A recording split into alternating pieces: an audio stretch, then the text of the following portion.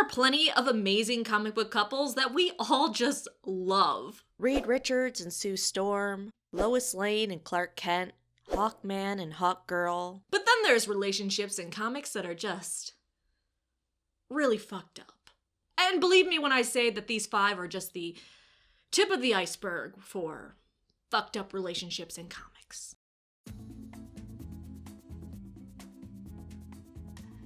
Alright, let's just jump right into it. Number 1, Wanda and Quicksilver have a little twincest. The closeness between Wanda and Quicksilver has been illustrated for some time, which is to be expected. They're twins, and it's super sweet. Until it's not.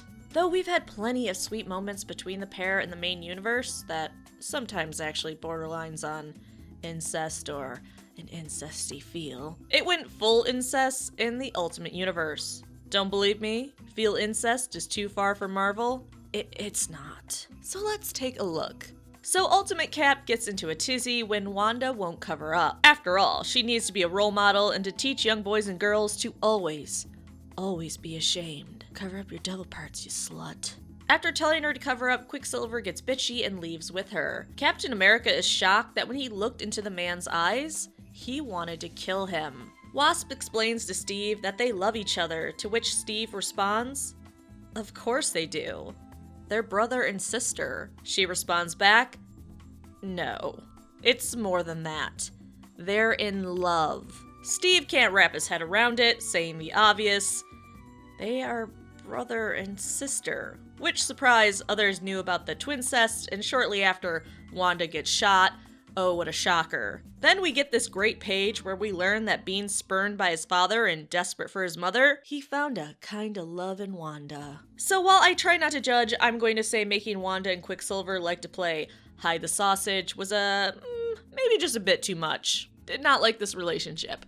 Did not like it one bit. Number 2, Tony Stark in his armor. The words "I want you inside me" have never been more horrifying.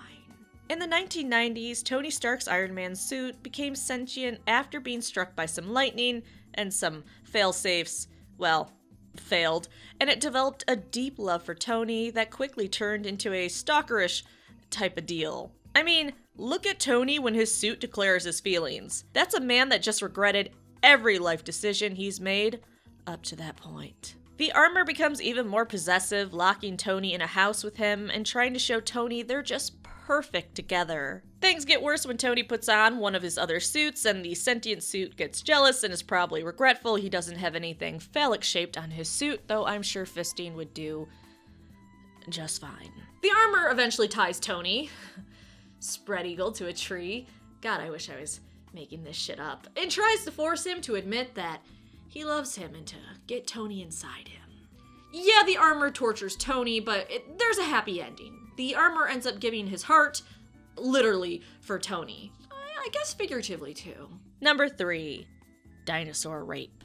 Look, I love dinosaurs. There's a reason why my channel name is Roris, and most of my artwork has a dinosaur in it. So believe me when I say, it's not okay to rape a dinosaur. This story features the Wanderers, who were superheroes during the Legion of Superheroes. And there's a whole thing about murder and clones and whatnot, but that's really not the important part to this. What's important is they were immune to radiation, and in a 1988 issue, they discovered a planet of dinosaurs were dying out because they weren't evolving into birds due to radiation. So this guy has the ability to shapeshift into different birds, and he decides that the best way to save this species is to rape some dinosaurs. That's right. He decided to transform into a dinosaur and sexy time the dinosaurs to pass on his genes that contained radiation immunity to save them. Which sounds noble until you really think about it. And these assholes were completely on board for this plan. Once he transforms on the planet, they watch him head off thinking, off in search of a few good true loves. Jesus Christ. And apparently this isn't all duty because according to one Wanderer, if his emotions are any clue, he'll find them. That's right, he's excited about putting his dick in some dinosaurs. And the lady dinosaur he picks totally isn't into it. Her boyfriend just died and he's trying to pin her down and just force that thing in. After he pins her down, he says one of the best lines ever. Now, for the hard part. Then he giggles. he fucking giggles before raping a dinosaur. After he fucks the dinosaur, he leaves her and then goes back to his teammates and asks them, and quote, if they want to hear about the juicy details. Number 4. Marcus and Miss Marvel. Have you ever birthed the man that got you pregnant in the first place and decided to keep on being his fuck buddy? What's that you say? You have no fucking idea what I just said? So the Avengers one day find Miss Marvel super pregnant despite being gone for a short amount of time. They're pretty okay with this, and soon she gives birth to a beautiful baby boy. Miss Marvel tries to explain she has no memory of getting pregnant, and the child isn't hers. But that's hysterical women for you, and they just completely fucking ignore her and, go about being superheroes. The child ages rapidly until he's able to inform everyone, hey, I'm my own father, and by the way, I tried to seduce Carol, but after weeks of trying, decided fuck it. I then used my father's tech to mindfuck her, seduce her, then rape and impregnate her so she'd give birth to me on Earth. I also want to mention that he was attracted to her because she looked a lot like his mother, not her, his other mother. You know what? This is just getting confusing. And Carol actually finds herself being drawn to him, as some of that mind rape must still be working its mojo. So she returns with him to his home dimension. And the Avengers, knowing that he mindfucked her and then raped her, allow her to go off with him. I know I say this a lot, but Jesus Christ, Marvel. Thankfully, she does return to Earth and goes back to being a superhero, and rightfully criticizes the Avengers. She would be messed up for a long time due to this relationship, as I think any person ever would be. Finally, number 5, Alisha and Hal Jordan. You know what's grosser than a grown man sleeping with a 14-year-old girl? Me neither. Alisha was a 14-year-old that was basically the high-spirited little sister of the Green Lantern Corps. I mean, we have many examples of her being called Little Sister. It is very obvious how she is viewed and how she views the others. Eventually, because comics always seem to go down those creepy roads, she gets a crush on someone she considers a brother, Hal Jordan, which, okay, whatever. Teens get crushes on older men all the time. Alisha uses her ring's power, or rather it senses her desire, to age her body up, and Hal Jordan decides, heck, I'll fuck my 14-year-old teammate. Nothing wrong with that. Even Hal Jordan feels the need to prove to his teammates he's not a child molester. I feel like once you have to prove you're not a child molester to your teammates because you're fucking a 14-year-old that aged up her body, you kind of already lost. It gets worse when he realizes that he's an adult and she's still a kid despite her outside appearance, so he needs to be gentler with her. Yeah, and you should also probably not put your dick in her. Cool, huh?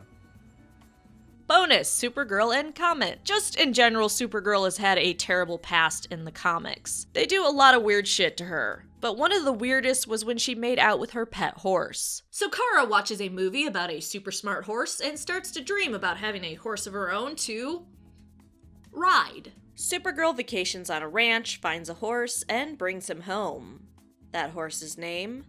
Comet. But here's the twist. The super horse she brings home and names Comet is actually a Greek centaur trapped in that horse's body, but has telepathy, immortality, and super strength. It also turns out that creepy horse centaur guy has been watching Supergirl for years and also started inserting himself in her dreams. It's comics. Let that part go. It gets weirder. So, besides him inserting himself in the dreams of a teenager, there's also a time he loses his memory and gets lost, but we're skipping that. So later we learn that when a Comet goes by, Comet turns into a handsome man that makes out with her and decides not to tell her the truth, and even giggles about the fact that she has no idea she's making out with her horse. Why? Because he probably knows that an underage girl wouldn't want to continue to make out with a 3,000-year-old horseman. So he lies to her in order to keep feeling her up. Neat. He comes back years later, but there's just not enough booze in the entire universe for me to talk about a centaur that comes back as a suicidal bisexual comedian that looks like that. So what really fucked up comic book relationship would you have included on this list? Because there's a lot of them. Sometimes I don't even know why I read comics.